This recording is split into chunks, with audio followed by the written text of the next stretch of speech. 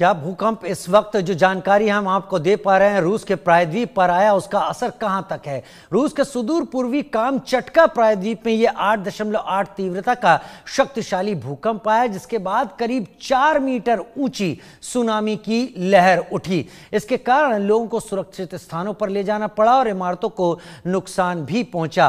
प्रत्यक्षदर्शियों ने फुटेज में सुनामी की लहरें रूस के सखालिन क्षेत्र के तटीय शहर सेवरोकुरिल्स पर टकराती दिखाई दे रही थी। अपडेट इसमें यह कि अमेरिका के हवाई, रूस के कुरिल द्वीप समूह और जापान के नॉर्दर्न द्वीप होक्काइडो में सुनामी की सूचना दी गई है।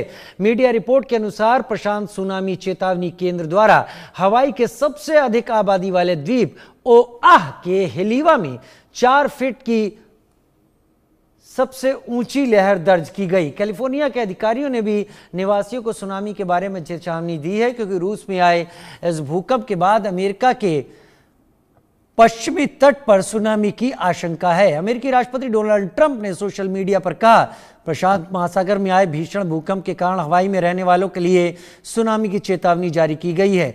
कुरिल द्वीप समूह पर रूसी प्रशांत महासागर के शहर सेवरोकुरिल्स के एक बंदरगाह में सुनामी की लहर आने के बाद बाढ़ आ गई। रूस के सुदूर पूर्वी सखालिन क्षेत्र में उत्तर कुरिल द्वीप समूह में आपातकाल की स्थिति घोषित कर दी गई, जहां सुनामी की लहरों ने इमारतों को क्षतिग्रस्त किया। आशंका यह भी कि जापान, हवाई, चिली और सोलोमन द्वीप जैसे देशों में 1 से 3 मीटर ऊंची सुनामी आ सकती है।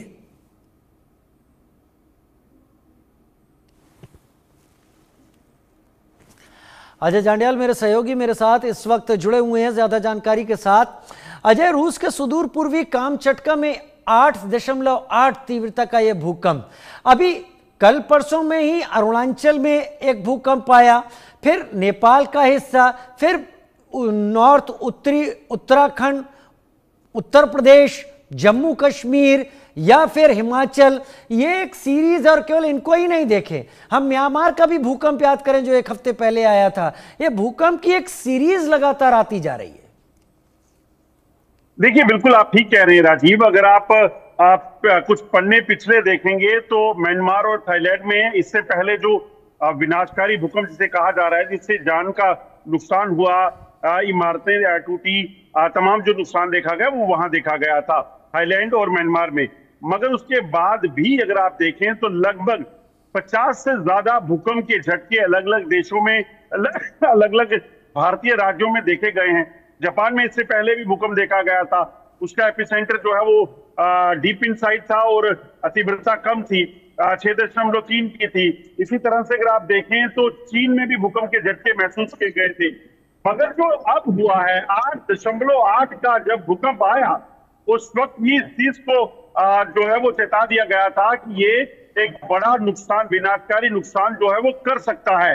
हालांकि एक चीज जो बेहतर इसमें दिख रही है वो सिर्फ ये कि इसका एपिसेंटर जो था वो समुद्र के भीतर था और वो शैलो था, यानी कि बहुत ज्यादा डीप नहीं था। वो डीप ज्यादा होता तो नुकसानदायी ज्यादा हो सकता था।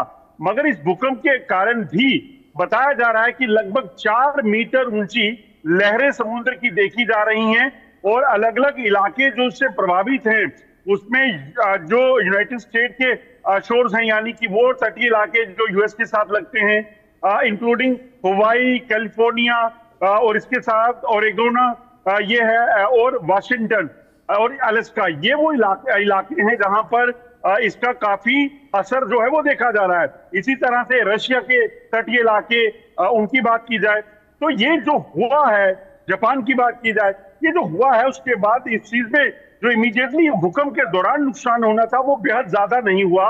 मगर उसके बाद जो समुद्र की लहरें उठी हैं, जैसा आपने खुद बताया कि 4 मीटर ऊंची लहर जो है वो देखी गई है, इसका मतलब साफ है कि उसके आसपास के इलाके, खासतौर पे हवाई की बात की जाए, उसके जो शहर हैं, या फिर कैलिफोर्निया की बात की जाए, उन इलाकों में जो डाउन है, जहां पर अगर पानी शहर में एंटर करता है तो वो कितना नुकसान करेगा, इस चीज का अंदेशा लगाना काफी मुश्किल होगा, मगर काफी नुकसानदायी हो सकता है। वाकई काफी नुकसानदायी हो सकता है। और यही यहां पर सबसे बड़ी चेतावनी वाली बात है। बने रहिए आप हमारे साथ, क्योंकि अमेरिका के हवाई द्वीप में सुनामी की चेतावनी दी गई है। बड़ी खबर यह है इस वक्त की चेतावनी जारी होने के बाद सायरन यहां पर बजने लगे हैं। हम तस्वीरें भी आपको दिखाएंगे बड़ी खबर के साथ। अलर्ट के बाद हवाई द्वीप में सायरन बज रहे हैं। अमेरिका के हवाई द्वीप से खबर है, तस्वीरें भी हम आपको दिखाते हैं।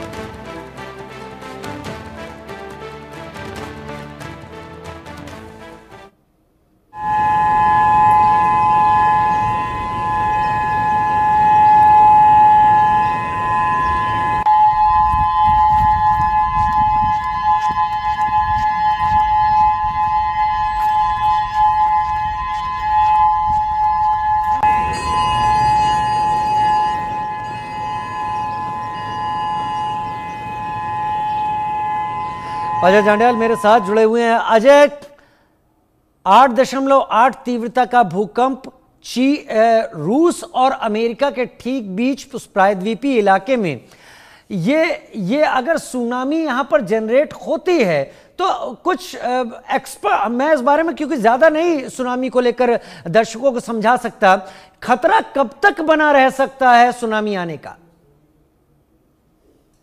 देखिए, आप जो माना जा रहा है कि जो अमेरिकन टाइम के हिसाब से देखें तो लगभग रात 11 बजे तक की उम्मीद है कि 11 बजे के करीब जो अमेरिकन टाइम है यूएस के हिसाब से, उस समय जो है वो इस इलाके में सुनामी का खतरा जो है वो बना हुआ है। उस समय सबसे ज्यादा ऊंची लहरें जो हैं वो आ सकती हैं।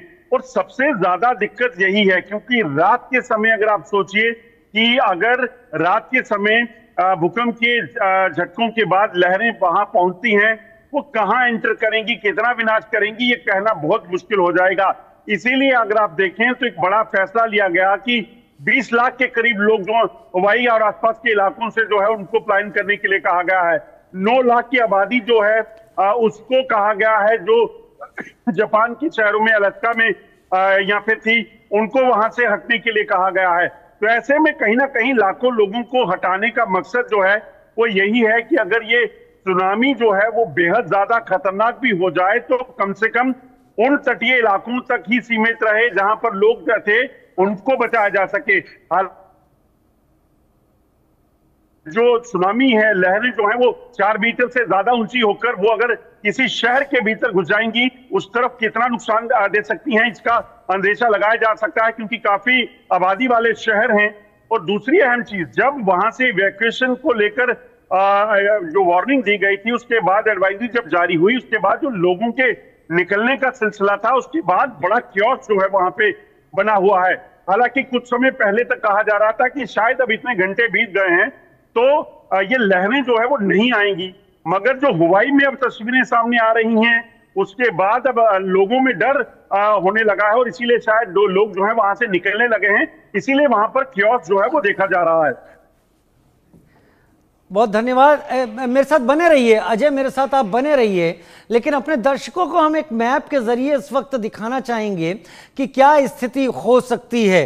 रूस के सुदूर पूर्व में कामचटका जो जगह है प्रायद्वीप, वहां पर 8.8 तीव्रता का ये भूकंप आया है, जिसके बाद सुनामी की चेतावनी यहां पर जारी की गई है।